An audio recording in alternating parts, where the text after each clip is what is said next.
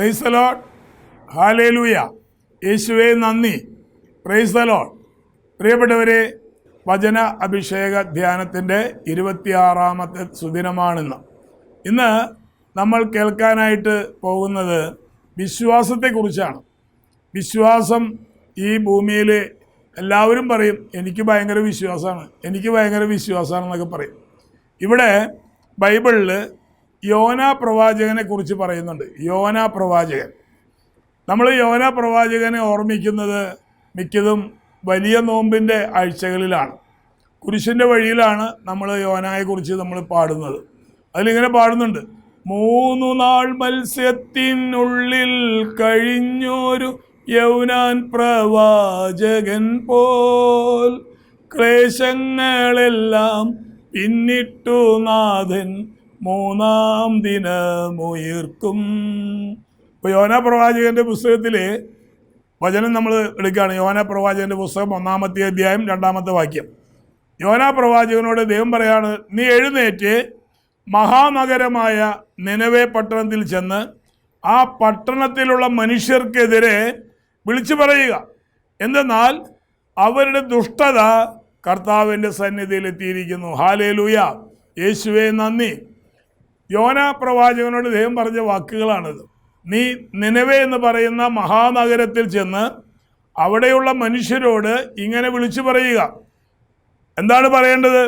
അവരുടെ ദുഷ്ടത കർത്താവിൻ്റെ സന്നിധിയിൽ എത്തിയിരിക്കുന്നു എന്ന്. പ്രിയപ്പെട്ടവരെ, യോന പ്രവാചകൻ്റെ പുസ്തകം വളരെ ചെറിയൊരു 1-2 പേജ് മാത്രമുള്ളൊരു പുസ്തകമാണ്. പക്ഷേ ആ പ്രവാചകനോട് നിനവേ പട്ടണത്തിലേക്ക് പോകാൻ പറഞ്ഞത് അവർ യഹൂദരല്ല, ക്രിസ്ത്യാനികളല്ല, വിജാതീയ സമൂഹമാണ്. അന്യദൈവ ആരാധന നടത്തുന്ന 1,20,000 പേര് തിങ്ങിപ്പാർക്കുന്ന ഒരു മഹാനഗരമാണ് നിനവേ പട്ടണം. ആ പട്ടണത്തിലുള്ള മനുഷ്യരൊക്കെ അവർ വിശ്വസിക്കുന്ന ദൈവത്തോട് പ്രാർത്ഥിക്കുന്നുണ്ട്. പക്ഷേ അവരുടെ ദുഷ്ടതയിൽ നിന്നും അവർ പിന്തിരിയുന്നില്ല. അപ്പോൾ ഒരു വ്യക്തി ദൈവത്തിൻ്റെ ഇഷ്ടത്തിനെതിരായി ജീവിക്കുകയും പ്രവർത്തിക്കുകയും ചെയ്താൽ ആ വ്യക്തിയെ സത്യത്തിൻ്റെ മാർഗത്തിലേക്ക് കൊണ്ടുവരേണ്ട കടമ ദൈവത്തിനുണ്ട്. അതുകൊണ്ടാണ് ദൈവത്തിൻ്റെ പ്രവാചകന്മാർ പറഞ്ഞയച്ച് അവരോട് ദൈവത്തെക്കുറിച്ച് പറയാൻ, ദൈവം ചെയ്യാൻ പോകുന്ന കാര്യങ്ങളെക്കുറിച്ച് പറയാനായിട്ട് പ്രവാചകന്മാരിലൂടെ ആവശ്യപ്പെടുന്നത്. അപ്പോൾ പ്രവാചകൻ എന്താ ചെയ്തത്? ആ പട്ടണത്തിൽ ചെന്ന് കുറച്ച് ദുരിതങ്ങളൊക്കെ വേറെ ഉണ്ടായിട്ടുണ്ട്. കപ്പലപകടം ഉണ്ടായി, തിമിംഗലം വിഴുങ്ങി, അതൊന്നും ഞാൻ അവിടെ പറയാൻ നേരില്ല.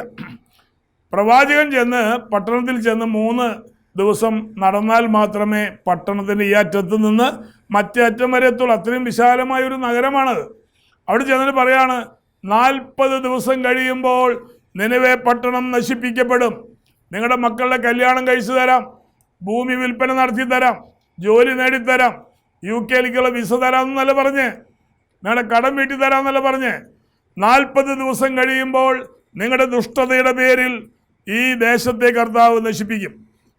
അങ്ങനെ അവിടെ കണ്ണിൽ കണ്ട മനുഷ്യരോട് പ്രവാചകൻ ശക്തമായിട്ട് പറഞ്ഞപ്പോൾ അത് കേട്ടവരെല്ലാം ദൈവത്തിൽ വിശ്വസിച്ചു. ഹല്ലേലൂയ. യേശുവേ നന്ദി. ആ ദൈവത്തിൻ്റെ വാക്കുകൾ പ്രവാചകന്മാരിലൂടെ കേട്ടപ്പോൾ ആ കേട്ട മനുഷ്യരൊക്കെ ദൈവത്തിൽ വിശ്വസിച്ചു. അവർ തങ്ങളുടെ ദുഷ്ടതയിൽ നിന്നും പിന്തിരിഞ്ഞു. ഹല്ലേലൂയ. അവർ തങ്ങളുടെ ദുഷ്ടതയിൽ നിന്നും പിന്തിരിഞ്ഞു എന്ന് കണ്ട് ദൈവം മനസ്സ് മാറ്റി അവരുടെ മേൽ അയക്കുമെന്ന് പറഞ്ഞ തിന്മ അയച്ചില്ല. ഹല്ലേലൂയ. അപ്പോൾ വിജാതീയര് തിങ്ങിപ്പാർക്കുന്ന ആ നിനവേ എന്ന് പറയുന്ന മഹാനഗരത്തിലേക്ക് പ്രവാചകനെ അയക്കുകയാണ്. ദൈവം ക്രിസ്ത്യാനികളുടെ മാത്രം ദൈവമല്ല, യഹൂദരുടെ മാത്രം ദൈവമല്ല, വിജാതീയരുടെയും ദൈവമാണ്. അവിടുന്ന് സൃഷ്ടിച്ച എല്ലാ മനുഷ്യരും ദൈവത്തിൻ്റെതാണ്. അവർ നശിച്ചു പോകാൻ ദൈവം ഒരിക്കലും ആഗ്രഹിക്കുന്നില്ല. കർത്താവ് പറയുന്നുണ്ടല്ലോ, ഈ ചെറിയവരിൽ ഒരുവൻ പോലും നശിച്ചു പോകാൻ പിതാവായ ദൈവം ആഗ്രഹിക്കുന്നില്ല, സകലരും രക്ഷിക്കപ്പെടണമെന്ന ആഗ്രഹത്താലാണ് തൻ്റെ ഏകജാതനെ ഭൂമിയിലേക്ക് അയക്കാനും പീഡ സഹിച്ച് കുരിശിൽ മരിക്കാനും 3-ാം ദിനം ഉയർത്തെഴുന്നേറ്റ് അതേ ദൈവം പിതാവിൻ്റെ വലത്തുഭാഗത്ത് ഉപവിഷ്ടനായി മനുഷ്യർക്ക് വേണ്ടി ദൈവത്തോട് മാധ്യസ്ഥം വഹിക്കുകയും ചെയ്യുന്നത്. ഹല്ലേലൂയ. യേശുവേ നന്ദി. തൻ്റെ ഏകജാതനെ നൽകുവാൻ തക്ക വിധം ദൈവം അത്രമാത്രം മനുഷ്യരെ സ്നേഹിച്ചവനാണ്. അവിടെ ജാതിയോ മതമോ ഒന്നുമില്ല. ഏത് മനുഷ്യനും ദൈവത്തെ അറിയണം, ദൈവത്തിൽ വിശ്വസിക്കണം. ആ വിശ്വാസം അനുസരിച്ച് ജീവിക്കണം എന്നാണ് ദൈവം ആഗ്രഹിക്കുന്നത്. ഇവിടെ വിജാതീയര് ദൈവത്തിൻ്റെ വചനം കേട്ടപ്പോൾ അവരെ ദൈവത്തിൽ വിശ്വസിക്കുകയും മാത്രമല്ല അവരുടെ ദുഷ്ടപ്രവൃത്തികളിൽ നിന്ന് അവർ പിന്തിരിയുകയും ചെയ്തുവെന്ന് ദൈവം കാണുകയും ചെയ്തു. ഹല്ലേലൂയ. അപ്പോൾ ദൈവം കണ്ടപ്പോഴാണ് അവരെ ശിക്ഷിക്കുമെന്ന് പറഞ്ഞ ദൈവം ശിക്ഷ പിൻവലിച്ച് അവരെ അനുഗ്രഹിക്കുകയാണ് ചെയ്തത്. ഹല്ലേലൂയ. ഇത് നമുക്ക് വലിയൊരു മാതൃകയായിട്ട് എടുക്കാം. നമ്മുടെ കുടുംബത്തിൻ്റെ മേലെ ഏതെങ്കിലും പൂർവിക വ്യക്തികളുടെ പ്രവൃത്തി മൂലം ഏതെങ്കിലും ശാപമോ പാപമോ ബന്ധനങ്ങളോ അല്ലെങ്കിൽ തടസ്സങ്ങളോ ഒക്കെ ഉണ്ടെങ്കിൽ നമ്മൾ ഒറ്റ കാര്യം ചെയ്താൽ മതി. നമ്മൾ കർത്താവിൻ്റെ വചനം കേൾക്കണം, കർത്താവിൽ വിശ്വസിക്കണം. വിശ്വസിച്ച് ജീവിക്കാൻ തുടങ്ങിയാൽ അവൻ മാത്രമല്ലല്ലോ, ഈശോ പറഞ്ഞിട്ടില്ലേ, കർത്താവായ യേശുവിൽ വിശ്വസിക്കുന്ന നീയും നിന്റെ കുടുംബാംഗങ്ങളും രക്ഷ പ്രാപിക്കും. ഹല്ലേലൂയ. യേശുവേ നന്ദി. ഒരു കുടുംബത്തിലെ ഒരു വ്യക്തിയുടെ മേൽ പരിശുദ്ധാത്മാവ് വന്നാൽ മതി. അവൻ്റെ ജീവിതം കൊണ്ട് ആ കുടുംബത്തിലുള്ള സകല മക്കളെയും രക്ഷിക്കാൻ അവൻ്റെ ജീവിതം കൊണ്ട് സാധിക്കും. ഭർത്താവ് വിശ്വാസിയല്ല എങ്കിൽ ഭാര്യയ്ക്ക് അല്പം വിശ്വാസം ഉണ്ടാവും, ഭാര്യയ്ക്ക് വിശ്വാസമില്ലെങ്കിൽ ഭർത്താവിന് അല്പം വിശ്വാസം ഉണ്ടാവും. ഇവർ രണ്ടുപേരെയും ചേർത്താണ് ദൈവം ഒരു കുടുംബജീവിതത്തെ കെട്ടിപ്പടുക്കാൻ ആഗ്രഹിക്കുന്നത്. ഹല്ലേലൂയ. യേശുവേ നന്ദി. ഇവിടെ പ്രിയപ്പെട്ടവരെ, ദൈവത്തിൽ വിശ്വസിക്കുക എന്ന് പറഞ്ഞാൽ യേശുവിനെ കുറിച്ച് കേൾക്കാത്ത, ദൈവത്തെക്കുറിച്ച് കേൾക്കാത്ത ഒരു മനുഷ്യനെ ദൈവത്തിൽ വിശ്വസിക്കാൻ പറ്റില്ല. ഇവിടെ ഒരിക്കലും എൻ്റെ അപ്പൻ എനിക്ക് പറഞ്ഞു തന്നൊരു ചെറിയൊരു കാര്യമുണ്ട്. അതായത് പഴയ കാലത്തെ ഒരു സംഭവമാണ്. അപ്പോൾ അപ്പൻ പറയാണ്, ഒരു അന്തോണിച്ചേട്ടന് വയസ്സായി രോഗിയായിട്ട് കിടപ്പാണ്. അന്നത്തെ കാലത്ത് നാട്ടുവൈദ്യന്മാരാണ് കൂടുതലുള്ളത്. അവിടെയൊക്കെ പലരുടെ അടുത്ത് പോയി ചികിത്സിച്ചിട്ട് ആ അന്തോണിച്ചേട്ടന് രോഗത്തിന് ഒരു കുറവുമില്ല. അപ്പോഴാണ് അന്തോണിച്ചേട്ടൻ്റെ ഒരു കൂട്ടുകാരൻ എറണാകുളം ഭാഗത്തുനിന്ന് വരികയാണ്. ഈ വിവരം അറിഞ്ഞിട്ട്, പണ്ടത്തെ കൂട്ടുകാരനാണ്. അങ്ങനെ വീട്ടിൽ വന്നു. അന്തോണിച്ചേട്ടൻ്റെ രോഗവിവരങ്ങളൊക്കെ മനസ്സിലായപ്പോൾ ഈ കൂട്ടുകാരൻ പറയണം, അന്തോണി നീ വിഷമിക്കേണ്ട, എൻ്റെ വീടിൻ്റെ അടുത്ത് ഒരു നമ്പൂരിച്ചനുണ്ട്, ഒരു ഇല്ലം. ആ ഇല്ലത്തിലെ നമ്പൂരിച്ചൻ ചുട്ട കോഴിനെ പറപ്പിക്കുന്ന ആളാണെന്ന് പറയുന്നത്. മരിച്ചു എന്ന് കരുതിയിട്ടുള്ള ആൾക്കാരെ ഒറ്റമൂലി ചികിത്സ കൊടുത്തിട്ട് അവർ നടന്നു പോകുന്നത് ഞാൻ എൻ്റെ കണ്ണുകൊണ്ട് കണ്ടിട്ടുണ്ടെന്ന് പറയണം. ഇത്രയൊക്കെ പറഞ്ഞപ്പോൾ ഈ അന്തോണിച്ചേട്ടൻ്റെ ഒരു വിശ്വാസം വരികയാണ്, എനിക്കും അയാളൊന്ന് കാണണം, അയാളുടെ മരുന്ന് കഴിച്ചാൽ എൻ്റെ രോഗത്തിന് ശമനം കിട്ടുന്നുള്ളത് ഈ കൂട്ടുകാരൻ വന്ന് പറയുകയാണ്. അങ്ങനെ മൂത്ത മകനെ അഡ്രസ്സൊക്കെ കൊടുത്ത് കുറേ പൈസ എടുത്ത് കൊടുത്തിട്ട് അവനെ വിടുകയാണ്. അങ്ങനെ അവനോട് പറയാണ്, ആ വൈദ്യനെ കണ്ടിട്ട്, അപ്പന് വരാൻ വയ്യ, വൈദ്യനെ കണ്ടിട്ട് അപ്പൻ്റെ രോഗവിവരങ്ങളൊക്കെ വിശദമായിട്ട് പറയുക, അയാൾ തരുന്ന ഒറ്റമൂലി മരുന്ന് അത് വളരെ സൂക്ഷിച്ച് കൊണ്ടുവരിക, എന്നിട്ട് അത് കഴിക്കുമ്പോൾ എനിക്കും സൗഖ്യം കിട്ടുമെന്നുള്ളൊരു വിശ്വാസം ആൾക്ക് വരികയാണ്. കൂട്ടുകാരൻ പറഞ്ഞപ്പോഴേ അങ്ങനെ മകനെ പറഞ്ഞയച്ചു. ഇവൻ അവിടെ ചെന്ന് അഡ്രസ്സൊക്കെ കണ്ടുപിടിച്ച് അവിടെ ഇല്ലത്തിലെത്തുമ്പോൾ ഇല്ലത്തിൻ്റെ വലതു ഭാഗത്ത് അടുപ്പിൽ കഷായം ഉണ്ടാക്കിക്കൊണ്ടിരിക്കുകയാണ്. വലിയൊരു കലത്തിൽ കഷായം ഉണ്ടാക്കിക്കൊണ്ടിരിക്കുക. അപ്പോൾ അയാൾ വിചാരിച്ചു, ആ ചെറുക്കൻ വിചാരിച്ചു അതവിടുത്തെ വേലക്കാരനായിരിക്കുന്നു. പക്ഷെ പൂണൂലൊക്കെ ഇട്ടുണ്ട്, നമ്പൂരിച്ചനാണ്. അപ്പോൾ ഇവൻ ചെന്നപ്പോൾ നമ്പൂരിച്ചൻ ചോദിക്കുക, എന്താ വന്നേ എന്ന് ചോദിച്ചു. അപ്പോൾ ഇവൻ പറയാ, ഞാൻ വൈദ്യനെ കാണാൻ വേണ്ടി വന്നതാണ്, നോമ്പ് തന്നെയാണ് വൈദ്യൻ. അപ്പോൾ ഇവന് സന്തോഷമായി. തേടിയ വള്ളി കാലി ചുറ്റി എന്ന് പറഞ്ഞ പോലെ വൈദ്യനെ തപ്പി നടക്കേണ്ട ആവശ്യമില്ല. അയാൾ ഒരു തോർത്തുമുണ്ടും ഒരു പൂണൂലും ഇട്ടിട്ട് വിയർത്ത് കുളിച്ചിട്ട് കഷായം ഉണ്ടാക്കിക്കൊണ്ടിരിക്കുക. തീയിൻ്റെ അടുത്ത് നിന്നിട്ട്, വിറകടുപ്പിൻ്റെ അടുത്ത് നിന്നിട്ട് വിയർത്ത് കുളിച്ചിട്ടുണ്ട്. അപ്പോൾ അപ്പൻ്റെ രോഗവിവരങ്ങൾ ഓരോന്നിങ്ങനെ പറഞ്ഞുകൊണ്ടിരിക്കുമ്പോൾ ഈ തിരുമേനിക്ക് ഒന്നും മനസ്സിലായില്ല. തിരുമേനി ചിന്തിക്കുക, രോഗിനെ കാണുന്നില്ലല്ലോ, രോഗിനെ കണ്ടിട്ട് ചികിത്സിക്കുന്ന പലർക്കും രോഗം എന്താണെന്ന് പോലും പിടികിട്ടാത്ത ആൾക്കാരുണ്ട്. അപ്പോൾ രോഗിനെ കാണാതെയാണ് ഈ തിരുമേനി ആലോചിക്കുകയാണ്, ഈശ്വര എന്തായിരിക്കും അയാളുടെ രോഗം എന്നിങ്ങനെ ചിന്തിച്ച് ഈ വലത് കൈയെ ഈ വിയർത്തൊഴുകുന്ന നെഞ്ചിലിങ്ങനെ തടവാണ്. നെഞ്ചിലിങ്ങനെ ഉരുട്ടി വന്നപ്പോൾ ഈ വിരലിൻ്റെ അടിയിൽ അദ്ദേഹത്തിന് അല്പം നെഞ്ചിലുള്ള വിയർപ്പും അഴുക്കൊക്കെ ചേർന്നിട്ടുള്ള അല്പം ഉരുണ്ട് കിട്ടി, ചെറിയൊരു ഉലുവാമണിയുടെ വലുപ്പത്തിൽ. അങ്ങനെ ഇയാൾ പറയാണ് മകനോടെ, രോഗത്തിനുള്ള ഞാൻ ഒറ്റമൂലി മരുന്ന് തരാം, പക്ഷേ പലതവണ ആവർത്തിക്കപ്പെട്ടിട്ടുള്ള മരുന്നാണ്, സൂക്ഷിച്ചു കൊണ്ടുപോകണം. എന്നിട്ട് വീട്ടിൽ ചെന്ന് അല്പം തേനിൽ ആ മരുന്ന് ചാലിച്ച് അപ്പൻ്റെ നാവിൻ്റെ കടക്കിൽ തേച്ച് കൊടുത്താൽ ഒരു 5-10 മിനിറ്റ് കഴിയുമ്പോൾ അപ്പൻ എണീറ്റോളും, പിന്നെ വിഷമിക്കാനൊന്നുമില്ല എന്ന് പറഞ്ഞു. ആ മരുന്ന് അവൻ്റെ കൊടുത്തു. അപ്പോൾ അവൻ ചോദിച്ചു, കുറേയധികം പൈസ ചിലവുണ്ടെന്ന്. ഇതിന് 10 പൈസയില്ല. അങ്ങനെ മരുന്ന് കൊടുത്തു. ചെറിയൊരു പൊതി, അവൻ വലിയൊരു പൊതി പ്രതീക്ഷിച്ചിട്ടുള്ള ആൾക്ക് ചെറിയൊരു ഉലുവാമണി പൊതിഞ്ഞു കൊടുത്തിരിക്കുക. അങ്ങനെ കാശ് എത്ര വേണമെന്ന് ചോദിച്ചു. അപ്പോൾ തിരുമേനി പറഞ്ഞേ, ഈ മരുന്നിന് നോം പണം വാങ്ങാറേ ഇല്ല എന്ന്. ഇത് വെറുതെ കിട്ടിയതല്ലേ. അങ്ങനെ ഇവന് കുറച്ചുകൂടി സന്തോഷമായി. കാരണം അപ്പനെ ഒറ്റമൂലി രോഗം മനസ്സിലായി. ഒറ്റമൂലി മരുന്ന് അനേക തവണ ആവർത്തിച്ച്, നമ്മൾ 101 ആവർത്തിക്കുക എന്നൊക്കെ പറഞ്ഞ പോലെ അനേക തവണ ആവർത്തിച്ചുള്ള മരുന്നാണ്. സൂക്ഷിച്ച് കൊണ്ടുപോകണം. അത് എന്നിട്ട് തേനിൽ വിചാരിച്ച് കൊടുക്കണം. പൈസ എത്ര വേണമെന്ന് ചോദിച്ചാൽ പൈസയും വേണ്ട. അപ്പോൾ അവന് ഭയങ്കര സന്തോഷമായി, വിശ്വാസമായി. അങ്ങനെ അവൻ തിരിച്ച് വീട്ടിലെത്തുകയാണ്. അപ്പോൾ കൂട്ടുകാരവിടെ ഉണ്ട്. അപ്പോൾ കൂട്ടുകാരൻ ചോദിച്ചു, ആളെ കണ്ടു. അപ്പം മരുന്നിൻ്റെ പൊതിയൊന്നും കാണാനില്ല. അപ്പോൾ അവൻ വീട്ടിൽ പറയണേ, അനേക തവണ ആവർത്തിച്ചിട്ടുള്ള ഒരു ഒറ്റമൂല്യം മരുന്നാണ് തന്നോണം. ഇത് തേനെടുത്തിട്ട് ഇത് അതിൽ ചാലിച്ച് അപ്പൻ്റെ നാവിൻ്റെ കടക്കിൽ തേച്ച് കൊടുത്തു കഴിഞ്ഞാൽ അപ്പൻ ചാടി എഴുന്നേൽക്കുന്നതാണ് പറഞ്ഞിരിക്കണേന്ന് പറഞ്ഞു. അപ്പോൾ അവർക്കും ഒരു വിശ്വാസമായി. വൈദ്യന് രോഗം മനസ്സിലായല്ലോ. അങ്ങനെ തേൻ കൊണ്ടുവന്ന് ഈ ഗുളിക ഈ പാത്രത്തിൽ വെച്ച് വിരലോണ്ട് അമർത്തിയപ്പോൾ തന്നെ ഉണങ്ങിയിട്ടൊന്നുമില്ല. അത് കുത്തിപ്പിടിക്കൊന്നും വേണ്ട. ഈ തേനിൽ ചാലിച്ചിട്ട് ആ നാവിൻ്റെ കടക്കിൽ തേച്ച് കൊടുത്തു. ഒരു 5-10 മിനിറ്റ് കഴിഞ്ഞപ്പോൾ അപ്പൻ പതുക്കെ അവിടെ നിന്ന് എണീറ്റു. അപ്പന് പരിപൂർണ സൗഖ്യം കിട്ടി. ഇത് പ്രിയപ്പെട്ടവരെ, ഇത് മരുന്നിൻ്റെ ശക്തിയാലല്ല, ഇത് വിശ്വാസം മൂലമാണ് ആ രോഗി അവിടെ എഴുന്നേൽക്കാനിടയായത്. ഹല്ലേലൂയ, യേശുവേ നന്ദി. ആ മരുന്ന് കഴിച്ചാൽ ശരിക്കും രോഗം പിടിപെട വേണ്ടത്. അതിന് പകരം ആ അപ്പൻ്റെയും കൂട്ടുകാരൻ്റെ വാക്ക് കേട്ട് അപ്പൻ്റെ വിശ്വാസം വർദ്ധിച്ചു, അമ്മയുടെ വിശ്വാസം വർദ്ധിച്ചു. മകൻ വൈദ്യരോട് സംസാരിച്ചപ്പോൾ അവൻ്റെ വിശ്വാസം വർദ്ധിച്ചു. വിശ്വാസം നിമിത്തമാണ് ഈ ചേട്ടനെ സൗഖ്യം കിട്ടിയത്. കരങ്ങളെടുത്തി പറയാം, ഹല്ലേലൂയ, യേശുവേ നന്ദി, യേശുവേ സ്തുതി, പ്രൈസ് ദി ലോർഡ്. അപ്പോൾ നമ്മൾ യേശുവിനെ സ്വീകരിച്ചവർക്കെല്ലാം, യോഹന്നാൻ്റെ സുവിശേഷത്തിലെ 1-ാമത്തെ അധ്യായം 12-ാമത്തെ വാക്യത്തിൽ പറയാണ്, യേശുവിനെ സ്വീകരിച്ചവർക്കെല്ലാം, യേശുവിൻ്റെ നാമത്തിൽ വിശ്വസിച്ചവർക്കെല്ലാം ദൈവമക്കളാകാൻ ദൈവം കഴിവ് നൽകി. Praise the Lord. അപ്പോൾ ആരൊക്കെ യേശുവിനെ കുറിച്ച് കേൾക്കുന്നുവോ, യേശുവിൽ വിശ്വാസം അർപ്പിക്കുന്നുവോ, വിശ്വാസം അർപ്പിച്ച് ജീവിക്കുന്ന സകലരും ദൈവത്തിൻ്റെ മകനും ദൈവത്തിൻ്റെ മകളുമായി മാറുകയാണ്. ഹല്ലേലൂയ. അനേക ധ്യാനങ്ങളൊന്നും കൂടേണ്ട ആവശ്യമില്ല. കൂടേണ്ട ധ്യാനം കൂടണം. ഇപ്പം നമ്മൾ ഡോക്ടർമാർ, MD സ്പെഷ്യലിസ്റ്റ് ഡോക്ടർമാരൊക്കെ ഇഷ്ടം പോലെ ഭൂമിയിലുണ്ട്. അപ്പോൾ നമുക്ക് എല്ലാ ഡോക്ടറുടെയും ആവശ്യമില്ല. നമ്മുടെ രോഗം കണ്ടെത്തി അത് മനസ്സിലാക്കി മരുന്നെഴുതി തന്നാൽ അവരൊറ്റ വാക്ക് മതി, ഈ മരുന്ന് കഴിച്ചാൽ പിന്നെ ഇങ്ങോട്ട് വരേണ്ടി വരില്ല, പരിപൂർണ്ണ സൗഖ്യം കിട്ടും, ധൈര്യമായിട്ട് പോ, കാശ് ഇല്ലെങ്കിലും കുഴപ്പമില്ല എന്നൊക്കെ പറഞ്ഞ് ധൈര്യപ്പെടുത്തി വിട്ട് കഴിഞ്ഞാൽ അവിടുന്ന് ഇറങ്ങുമ്പോഴേക്കും പകുതി രോഗം മാറുമെന്നാണ് ഞാൻ വിശ്വസിക്കുന്നത്. അപ്പോൾ പ്രിയപ്പെട്ടവരെ, യേശു പറയാണ്, യേശുവിനെ സ്വീകരിച്ചവർക്കെല്ലാം, യേശുവിൻ്റെ നാമത്തിൽ വിശ്വസിച്ചവർക്കെല്ലാം ദൈവമക്കളാകാൻ ദൈവം കഴിവ് നൽകി. അപ്പോൾ യേശുവിൻ്റെ നാമത്തിൽ വിശ്വസിക്കുന്നവരൊക്കെ ദൈവത്തിൻ്റെ മകനും ദൈവത്തിൻ്റെ മകളുമാണ്.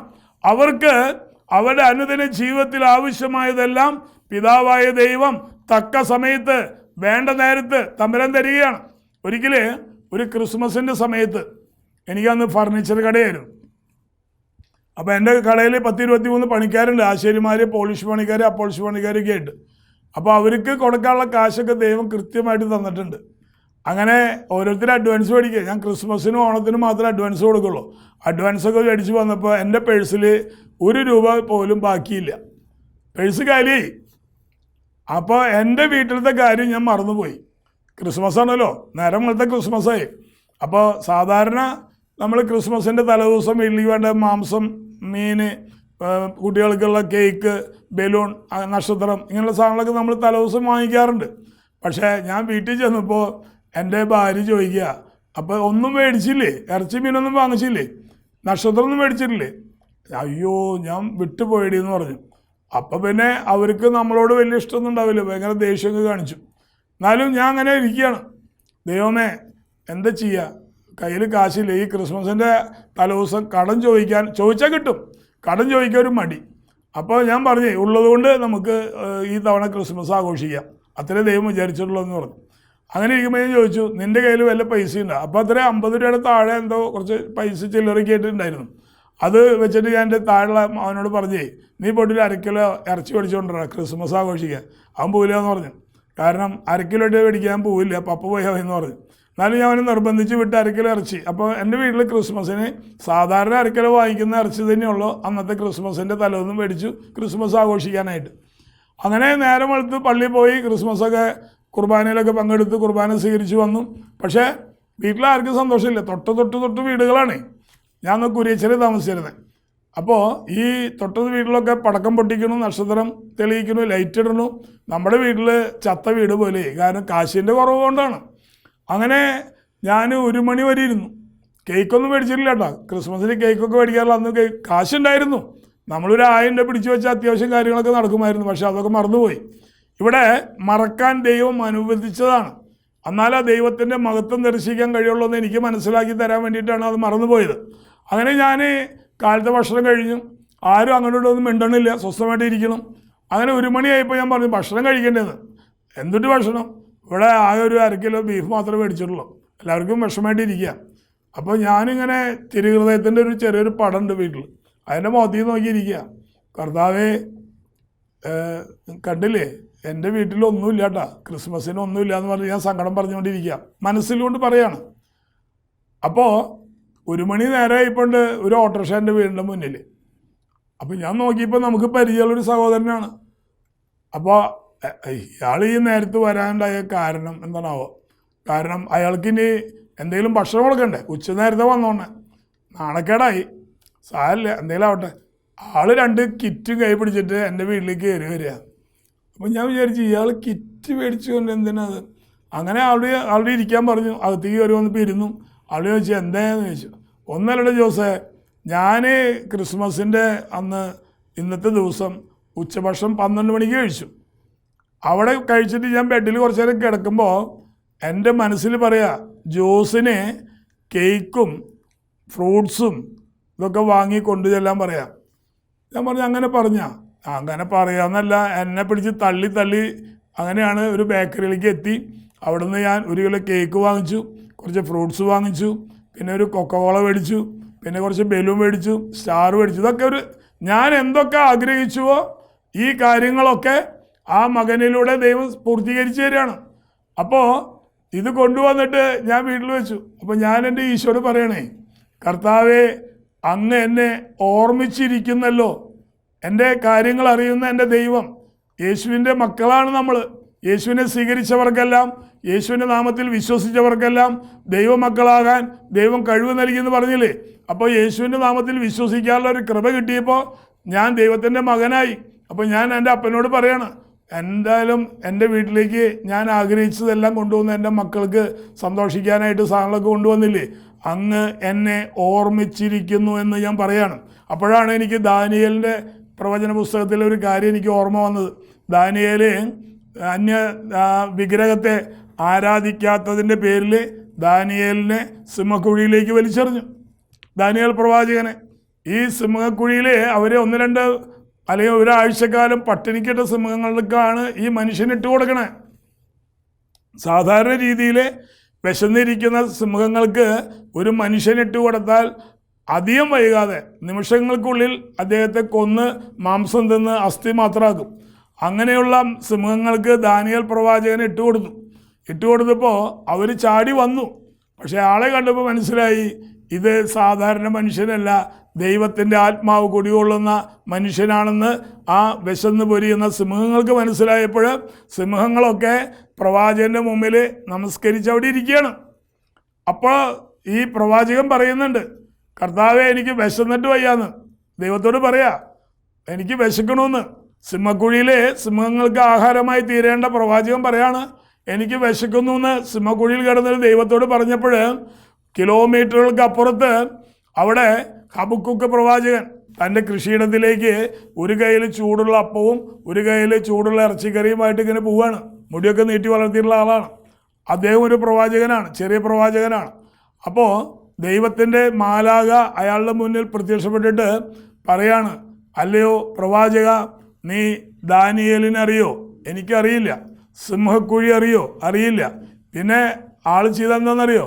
ഈ 2 കയ്യിലും 1 അപ്പവും 1 ഇറച്ചിക്കറിയും ഇവൻ്റെ മുടി ചുരുട്ടിപ്പിടിച്ച് കുത്തിപ്പിടിച്ചും വായുവേഗത്തിൽ മുകളിലേക്ക് പൊങ്ങി ജംബോ ജെറ്റ് പോണ പോലെ സ്പീഡിൽ ആ ദാനിയേൽ കിടക്കുന്ന സിംഹക്കുഴിയുടെ മുകളിൽ വന്ന് നിൽക്കുകയാണ്.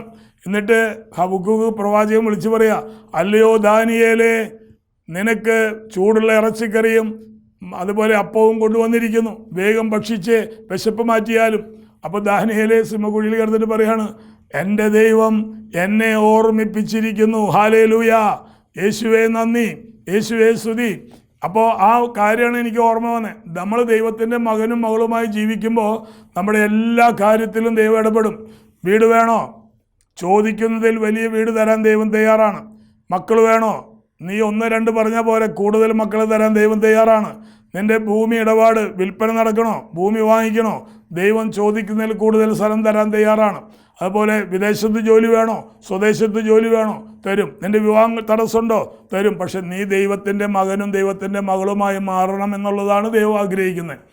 എൻ്റെ പ്രിയപ്പെട്ട സഹോദരങ്ങളെ, നമ്മളൊക്കെ കുഞ്ഞുങ്ങളായിരിക്കുന്ന സമയത്ത് നമ്മുടെ മാതാപിതാക്കന്മാർ നമ്മുടെ എല്ലാ കാര്യങ്ങളും നിറവേറ്റി തന്നിട്ടില്ലേ? എല്ലാ കാര്യങ്ങളും നിറവേറ്റി തന്നിട്ടുണ്ട്. നമ്മൾ പറയേണ്ട കാര്യമില്ല.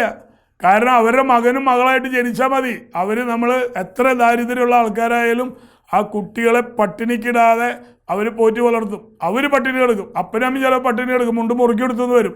പക്ഷെ അവർ കുഞ്ഞുങ്ങളെ പട്ടിണിക്കിടില്ല. അവർ ചോദിക്കേണ്ട കാര്യമില്ല. സമയാസമയങ്ങളിൽ അവർക്ക് ആഹാരം കൊടുക്കും.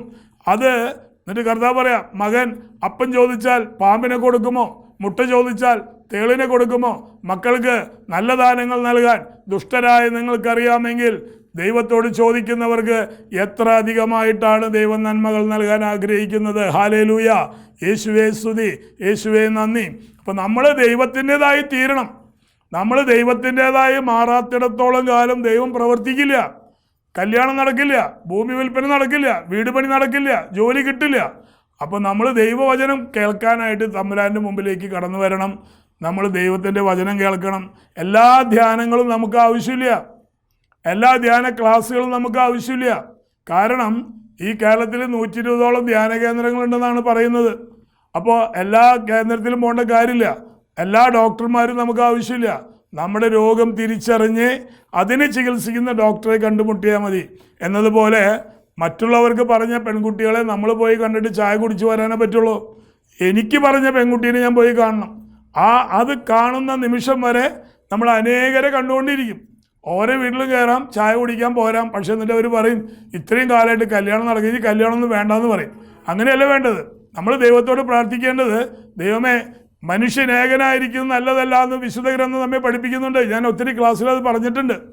അവന് ചേർന്ന് ഇണയെ തരുമെന്ന് തമ്പുരാൻ പറഞ്ഞിട്ടുണ്ടെങ്കിൽ അത് ഈ വിശുദ്ധ ഗ്രന്ഥത്തിലെ തിരുവചനം നിലനിൽക്കുന്നിടത്തോളം കാലം ഭൂമിയുടെ അവസാനം വരെ ആ വചനത്തിന് ഒരു മാറ്റവുമില്ലാതെ നിലനിൽക്കുകയാണ്. അപ്പോൾ നമ്മുടെ യുവാക്കൾ പറയാണ്, എനിക്ക് പെണ്ണിനെ ദൈവം സൃഷ്ടിച്ചിട്ടില്ല എന്ന്. അങ്ങനെയല്ല പ്രിയപ്പെട്ടവരെ.